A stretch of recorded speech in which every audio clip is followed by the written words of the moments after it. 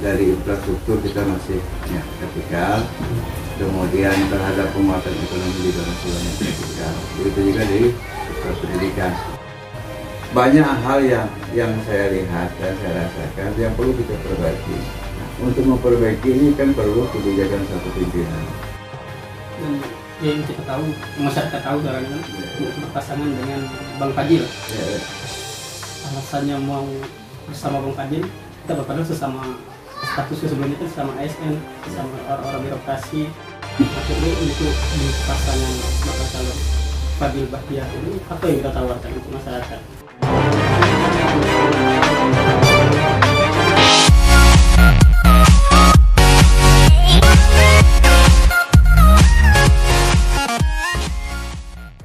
Assalamualaikum warahmatullahi wabarakatuh. Salam sejahtera untuk semua masyarakat Kabupaten Batanghari. Saat ini saya sudah bersama dengan Bapak Haji Bahtiar SP atau akrab disapa dengan Mukyar. Kali ini kita akan bincang-bincang santai mulai dari profil beliau, perjalanan karir hingga saat ini diminta untuk maju sebagai bakal calon wakil bupati. Jadi mungkin Mu bisa menceritakan sedikit profil singkatmu di sini. Intinya saya sekolah di SD Negeri Nusan 2003, kemudian SMP Negeri 5 Jambi, kemudian melanjutkan di SMA. SMA. Iya, dulunya di Sembakawat. Oh, di Sembakawat. Pada saat itu baru dibangun SMA, baru dibangun pada tahun 81. Di sini. Ya, makanya masih sekolah di Sembakawat.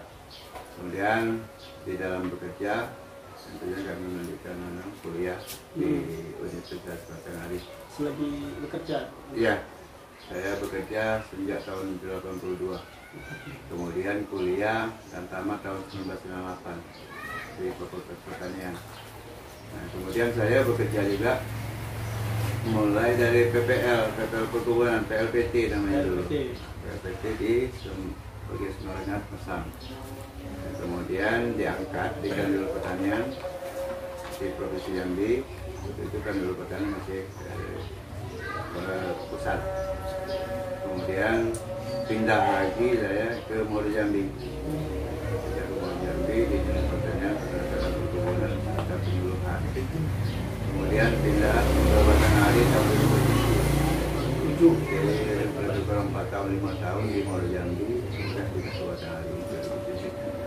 Pindah di Kabupaten Batanghari, tentunya pernah menjabat di Sekretariat Daerah, Bidang Pelengkapan, kemudian pindah jadi Dispenda, dulu Dispenda di PPKAD dulu namanya, kemudian dari PPKAD, kemudian menjadi Kepala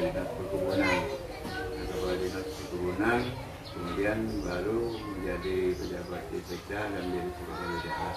Kemudian tentunya dalam menjabat Sekretariat Daerah, beberapa OPD yang saya melaksanakan program tugas, dan antaranya Dinas PND. Iya, PND pernah, kemudian Pertanian pernah, kemudian Perhubungan juga pernah. Sebagai kepala dinas. Ya, pelaksana tugas. Karena itu dalam untuk mengisi kosongan administrasi.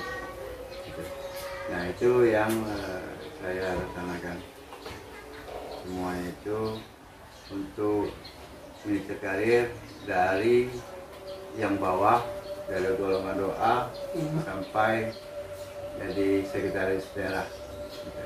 Ini kan kalau Mukyar sendiri sekarang sebelumnya menjabat sebagai Sekda Batanghari. Ya. Boleh ceritakan sedikit pengalaman unik mulai dari lahir, dari kecil lah. Ya. Apa pengalaman yang menarik di Batanghari? Jadi ini seingat saya, karena saya juga lahir di Mesam dan besar di Mesam dan pindah ke Jambi, ke Muaro Jambi dan Batanghari. Memang Kabupaten Batanghari ini memang kabupaten tertua. Dulu pernah yang seingat saya, Batanghari kan menjadi daerah percontohan daerah otonom. sama Pak Asif. Mbak Asif sama. Ya. Sama Pak Saman Hatip. Sama. Sama Pak Saman Hatip. Dan Pak Asif sebelumnya itu. Nah, tentunya di dalam hal pembangunan memang kita terkategori tertinggal, agak lambat pembangunan. Jadi baik itu di dalam pengembangan sumber daya alam kita yang ada maupun terhadap kita fisik maupun terhadap sumber daya manusia kita. Tetapi sumber daya manusia itu cukup baik, sudah bagus, sudah banyak yang bisa berkembang ke tempat lain. Nah, ada yang sudah jadi bupati, ada yang menjadi pejabat-pejabat lah dari provinsi maupun di kabupaten dalam provinsi. Banyak putra-putra hari ini. Alhamdulillah, alhamdulillah ya. Kalau saat ini pandangan Bapak sendiri untuk di Kabupaten Batanghari itu seperti apa? Saya mengatakan masih banyak terhadap kebutuhan-kebutuhan yang menyangkut daya saing daerah kita. Terutama sekali kita yang kita harapkan menjadi kebanggaan kita menjadi putra putri Batanghari. Itu yang pertama. Kalau kita melihat dari infrastruktur kita masih tertinggal, kemudian terhadap penguatan ekonomi juga masih banyak tertinggal. Begitu juga di sektor pendidikan. Pendidikan dulu zaman Pak Asif bagus mencita-citakan menjadi daerah pendidikan. Iya, mau jadikan kota pendidikan. Iya, kota pendidikan. Tapi sampai sekarang masih belum tersipu itu. Alhamdulillah juga lah, masih lah berjalan sekolah tinggi ilmu ekonomi, kemudian ada sekolah tinggi ilmu pertanian dan ada IPA Nusantara. Kemudian ada juga Alper. Alper juga sudah tidak berjalan dengan baik. Nah, itu kan di bawah ya. Itu yang sektor pendidikan. Begitu juga di sektor ekonomi. Ekonomi kita Batanghari, masyarakat Kabupaten Batanghari itu lebih banyak bertumbuh pada sektor pertanian. Penduduknya lebih banyak di sektor pertanian. Tetapi dalam hal produktivitas pertanian kita masih relatif rendah. Kemudian penyebaran penduduk kita masih kategori masih di daerah-daerah pemukiman kita yang ada di kota-kota ataupun di dusun ataupun di kampung-kampung. Kemudian terhadap sektor kesehatan, ini kan kualitas pelayanan kita itu yang kita harapkan yang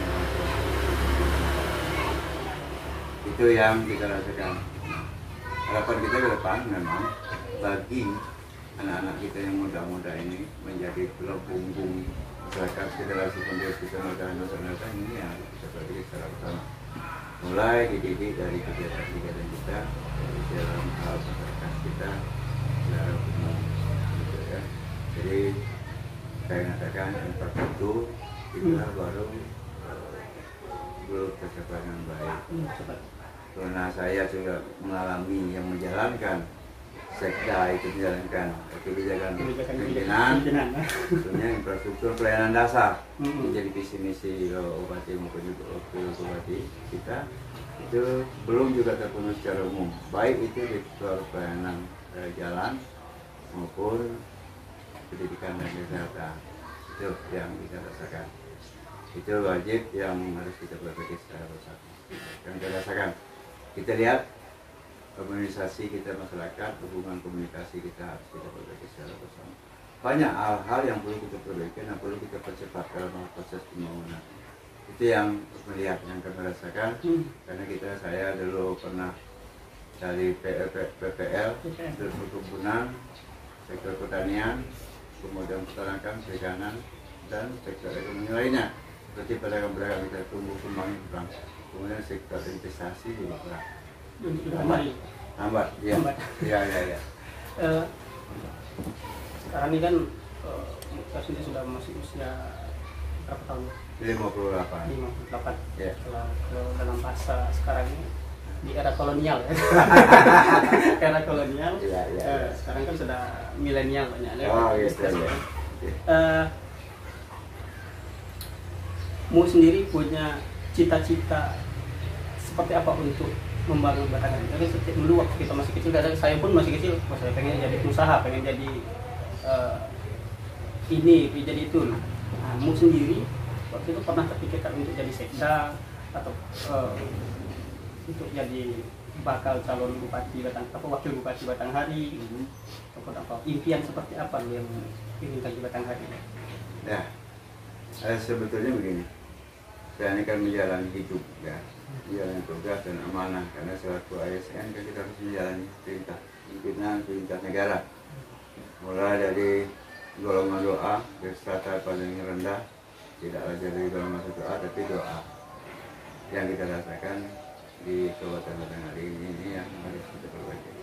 Banyak hal-hal yang perlu kita perbaiki karena pengalaman dan kita rasakan dan dirasakan oleh masyarakat, itu harus kita perbaiki. Kesempatan-kesempatan itulah yang membuat kita ke depan harus kita perbaiki. Nah, saya dulu memang tidak pernah bercita-cita menjadi sekretaris daerah, tidak bercita-cita menjadi kepala dinas, tidak itu. Yang penting saya menjalani hidup yang bermanfaat bagi masyarakat dan keluarga. Itu yang paling utama bagi saya. Nah, ketika saya sudah ditahir mau ikut dalam hal pilkada ini, tentunya saya sampaikan bahwa banyak hal yang saya lihat dan saya rasakan yang perlu kita perbaiki. Nah, untuk memperbaiki ini kan perlu kebijakan satu pimpinan. Nah, pimpinan inilah yang membuat rasanya kita menjadi membantu kebutuhan masyarakat kita. Saya pikir seperti itu yang kita rasakan. Orang yang dari ASN, aparatur sipil negara dulu ya. Ya. Sekarang sudah memulai untuk di politik, politik karena sebagai bakal calon wakil bupati. Kenapa mau gitu dari ASN yang untuk sekda itu sendiri yang posisi yang strategis? Kenapa mau maju dan ikut sebagai wakil? Di politik, ini dunia politik itu mungkin berbeda dengan birokrasi, karena memang kadang dalam legislatif dengan eksekutif itu saling berhubungan, itu kan berbeda gitu. Itu bisa ke politik. Gitu. Saya pikir begini, kan kita kan ada kebijakan, kita ada administrasi maupun teknis kan. Ketika administrasi maupun teknis ini memerlukan kebijakan politik. Nah, politik ini kan dia berbarengan dengan hukum aturan-aturan. Nah, regulasi itu kan tentunya ada di posisi kepemimpinan bupati maupun wakil bupati kan gitu. Kalau dia menyangkut teknis, tentunya kita harus punya strategi. Nah, strategi kita bagaimana membangun masyarakat kita lebih baik dan lebih maju lagi ke depan, baik itu dari sektor pendidikan, kesehatan, maupun ekonomi. Nah, kesempatan itu masuk dalam kontestasi politik. Nah, politik inilah yang menjadikan kita harus maju bersama-sama dengan Bapak Muhammad Fadil, kemudian kita harmonis gitu. Depan seperti itu. Begini, Mukyat sendiri kan maju di pilkada Batanghari itu sebagai wakil, dan yang kita tahu, masyarakat tahu sekarang kan, untuk berpasangan dengan Bang Fadil. Alasannya mau bersama Bang Fadil, kita Bang Fadil sesama statusnya sebelumnya kan sesama ASN, sesama orang-orang birokrasi. Itu apa alasan gitu. Mau berpasangan? Padahal ada calon-calon yang lainnya dengan calon-calon kepala daerah yang lainnya, mulai dari yang si A, si gitu. Kenapa harus Bang Fadil? Gitu. Jadi begini. Yang pertama saya pikir bahwa kedekatan beliau kita tahu dengan karakter beliau, kita tahu dengan pola beliau, pola kerja beliau. Nah, yang kedua memang keinginan beliau untuk membangun. Nah, sama seperti saya juga ingin membangun Kabupaten Batanghari, ingin mengabdi di Kabupaten Batanghari. Itu yang paling utama. Yang kedua, saya pikir kalau berdua saling isi mengisi sehingga kami harmonis, berdua saling membahu di dalam hal melaksanakan kegiatan memenuhi kebutuhan masyarakat. Yang ketiga tentunya kepada Bapak Fadil, saya berpikir bahwa Bapak Fadil kan orangnya lebih mudah, lebih hikmat. Sementara saya hanya banyak lebih pengalaman, lebih senior, sedikit dari beliau. Kemudian kami kedua-duanya juga jadi pelaksana sekaligus perencana di dalam pembangunan daerah kita. Ya. Nah, itu yang membuat kita bersama. Kemudian yang paling unik dengan Pak Wadil ini, saya pernah jadi atasan Pak Wadil dan pernah jadi bawahan Pak Wadil. Nah, itu jadi unik. Jadi sudah tahu lah bagaimana karakter beliau, bagaimana mindset beliau dan mengharapkan kinerja beliau. Dan yang ketiga, yang selanjutnya adalah saya mengharapkan proses koordinasi, sinkronisasi di dalam hal pembangunan masyarakat, pembangunan fisik kita di Kabupaten Batanghari ini juga memerlukan kalau fitur pemimpin. Nah, ini yang mengharapkan lebih cepat ya.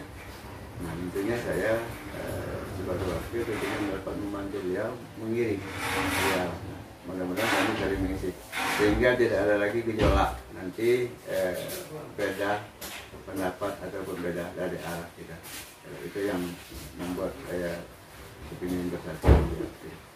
Untuk mencalonkan diri, mendeklarasikan diri sebagai calon kepala daerah dan wakil, itu biasanya kan kita ada program dan visi misi yang kita tawarkan ke masyarakat. Akhirnya untuk di pasangan bakal calon Fadil Bahtiar ini apa yang kita tawarkan untuk masyarakat? Biasanya masyarakat ini yang pertama sekali sesuai dengan visi kami berdua ini memang mengharapkan Batanghari ini terdepan, agamis dan harmonis paling tidak itu. Kita mengharapkan terdepan. Kabupaten kita kan pernah tertinggal, pernah terbelakang, kemudian kabupaten kita ini memang penyangga kota Jambi, kemudian banyak kabupaten kota dalam provinsi juga melewati Kabupaten Batanghari. Nah tentunya yang ini yang harus kita pakai secara tepat. Nah tentunya di dalam visi misi kami ke depan, baik itu dari sektor ekonomi, pendidikan maupun kesehatan, maupun terhadap kegiatan sosial lainnya, sehingga masyarakat kita lebih baik dan lebih nyaman ke depan. Mudah-mudahan itu yang kami harapkan. Kalau kita berbicara terhadap program, tentunya kita melihat dari sektor pendidikan. Pendidikan itu kalau kita lihat adalah sektor non formal maupun non formal. Kalau formal itu memang tataran kita sesuai dengan kewenangan. Ada juga memang di luar kewenangan itu memang harus kita koordinasikan. Ini yang perlu kita tinggal. Nah pendidikan formal ini itu terbatas pada kewenangan dari mulai SMP ke bawah, wajib belajar. Kemudian SMA memang kewenangan provinsi, tapi kita tetap mengkoordinasikan. Begitu juga terhadap anak-anak yang adik-adik kita yang melalui perguruan tinggi, itu yang harus kita berpikir secara bersama.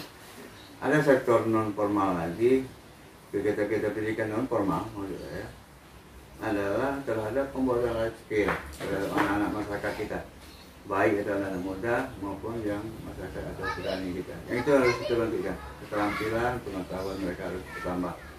Itu yang kita perbaiki. Kemudian ketika memang wajib ataupun memang memerlukan bantuan beasiswa yang kita perbaiki secara bersama. Ya, kita susun, baik itu memang orang punya keahlian. Nah itu yang punya keahlian ini kebetulan itu bukan zaman. Kalau zaman sekarang orang menghadapi tembak kerja inilah yang kegiatan normal. Kemudian di sektor kesehatan tentunya kualitas pelayanan publik. Pelayanan publik ini memang kita mengharapkan untuk pelayanan yang langsung menyentuh masyarakat, bukan istilahnya kita jemput bola. Untuk yang kesehatan, kita tahu bahwa di dalam hal penyiapan sarana prasarana kita memang banyak yang masih kurang. Itu yang harus kita perbaiki secara bersama. Kualitas pelayanan kepada masyarakat, baik itu tindakan preventif maupun kegiatan promotif maupun proaktif. Kemudian dari sektor ekonomi tentunya bertumpu pada sektor pertanian. Nah, ini terhadap akses, kemudian terhadap penguatan keterampilan penguatan masyarakat, baik itu dalam hal pengembangan teknologi yang harus berkembang pada saat ini. Itu yang kami siapkan program kegiatan ke depan. Begitu juga terhadap kegiatan-kegiatan keagamaan, tentunya penguatan karakter pendidikan masyarakat kita di dunia agama itu yang harus kita kuat, karena itu menjadi landasan kita agar kita dapat melaksanakan kehidupan kita masa depan tidak terlepas dari kita iman dan takwa kita. Kalau dulu ada salah satu kepala daerah pernah berbicara dalam pidato untuk jumlah APBD. APBD suatu daerah. APBD suatu daerah itu berbanding lurus dengan jumlah penduduk dan luas wilayah. Jika kita hitung untuk Batanghari mungkin di bawah 1 triliun. Ya. Atau Sekarang sudah lebih 1 triliun. Mungkin kalau untuk membangun suatu daerah dalam 1 triliun 1 tahun gitu ya. Ya. Cukup atau tidak? Kalaupun itu tidak cukup, bagaimana nanti jika Bapak itu pemerintahnya kan meningkati untuk pembangunan, meningkatkan pembangunan di Batanghari, karena kan 1 triliun itu pembangunan seperti apa? Paling habis di infrastruktur, habis di subsidi, di Iya. Nah itu kayak mana kita dana mana kita perlu? jadi begini ya. Nah itulah yang saya sampaikan tadi, perlu kita koordinasi dan sinkronisasi terhadap program kegiatan. Itu yang paling pokok ya, yang kita sampaikan sekarang itu. Ketika kita melihat sumber daya anggaran kita yang kurang, tentunya itu yang harus kita mencari solusi, ya. Nah, kegiatan kita sumber daya, kalau kita mengandalkan APBD, baik itu melalui dana transfer yang melalui APBD kita memang relatif lebih kecil, jauh dari untuk menutupi terhadap kebutuhan pembangunan kita, baik itu untuk kebutuhan fisik, infrastruktur maupun kegiatan untuk pengembangan sumber daya manusia, itu ya. Nah itu memang tugas seorang pemimpin itu mencari solusi-solusi itu, mencari sumber-sumber daya, baik kan itu di provinsi, pusat ataupun dari pihak luar. Itu yang harus dicari. Kalau kita mengandalkan BPD ya tidak terdapat. Harus itu. Nah, kita mengejutkan terhadap pendapatan asli daerah. Kita kan sementara daya beli masyarakat masih rendah. Karena kan menyangkut anak muda atau milenial sekarang. Mungkin sendiri lahir di era kolonial dengan umur sudah 58 ya. Ini kan suara hak pilih anak muda ini sangat tinggi kalau untuk saat ini, mulai dari tahun 2018 sampai Pilpres berakhir, bahkan sampai di Pilkada serentak 2020 itu soal milenial itu masih sampai sekarang mereka dipakai untuk alat politik, dipakai untuk sebagai penarik suara. Rencana kita dari pasangan Bang Fadil sama Tiar ini untuk generasi milenial itu apa? Itu. Jadi generasi mudanya kan saya sampaikan dari awal tadi bahwa generasi mudanya adalah generasi pengurus penggerak. Kalau di suatu adat naik kampung oleh yang muda, ada negeri oleh yang tua, gitu. Nah perbarengan antara yang muda dengan tua ini kan dalam pembangunan itu menjadi harmonis masyarakat. Ketika pemuda atau milenial ini ke depan menjadi tulang punggung, kita harapkan untuk generasi penerus, jadi kita harus kita didik dengan skill, dengan keterampilan sesuai dengan keahliannya, itu nanti dia bisa hidup ke depan. Kemudian di dalam hal program kita, ya, selain dari penguatan pendidikan keterampilan ini yang langsung kita laksanakan, menghadirkan dengan sumber yang praktisi yang baik, tentunya kita hadirkan juga, kita kerjasamakan dengan pihak-pihak swasta. Itu yang kita rencanakan ke depan. Sehingga memang anak-anak kita paling tidak ada pendidikan yang melalui klasikal maupun yang harus langsung praktik di lapangan ataupun magang. Itu yang kita perbaiki ke depan. Sehingga memang kolaborasi antara yang tua dengan muda, pihak investor maupun yang kita juga menjadi. Sehingga ini menjadi penguatan skill. Ya. Sesuai dengan tuntutan zaman pada sekarang, orang sudah berbasis IT, orang berbasis industri. Nah ini juga harus kita perbaiki, sehingga memang betul-betul anak-anak kita tidak lagi disuap istilahnya, didoktrin dengan. Nah anak-anak kita harus diajar untuk berkreasi lagi ke depan. Nah itu yang harus kita perbaiki. Bagaimana teknis kita itulah membangun emosional, kekeluargaan, kita satukan. Tidak ada lagi anak-anak Batanghari ini, pemuda Batanghari ini yang tidak punya keahlian. Nah keahlian ini sesuai dengan kebutuhan pekerjaan di Batanghari, dan juga kita harapkan lebih besar lagi di luar Batanghari provinsi ataupun pusat maupun dimanapun mereka berada, tapi dia punya keahlian. Gitu. Nah, di Batanghari ini mungkin sangat banyak mereka yang punya skill, mungkin sebagai bartender, sebagai ya pengrajin kreasi atau apa tuh, tetapi terkendala di modal. Oke. Jadi menyikapinya itu seperti apa? Kita lihat dulu ya. Yang modal itu kan pemerintah kan wajib gitu menyalurkan berbagai sumber modal itu ya. Kalau memang modal investasi beda. Nah, kalau cuma sekadar modal untuk operasional beda lagi. Nah, kalau saluran skim kredit juga banyak, sumber-sumber pemodal juga banyak. Apakah memang melalui pemerintah, melalui PTB atau tidak, ataukah melalui pihak swasta ataupun melihat perbankan, kan gitu. Nah, itu harus kita perbaiki. Memang anak-anak itu sudah berpikir bahwa manajemen bisnis itu jalan. Nah, sebelum manajemen bisnis kita lihat kebutuhan biaya ini biaya investasi atau biaya operasional, menguntungkan atau tidak. Ini kan bisnis. Nah, gitu. Nah, makanya karena anak muda kita jiwa entrepreneur itu memang harus dikembangkan, wira-wirausaha ya, pengembang. Jadi yang tadi dikatakan S1, S2 begitu itu jiwa entrepreneur juga. Anak-anak muda kita harus banyak, kita mempunyai multi talent ke depan itu dalam hal bidang ilmu dan keahlian. Itu membuat kita lebih yakin ke depan melangkah. Ya.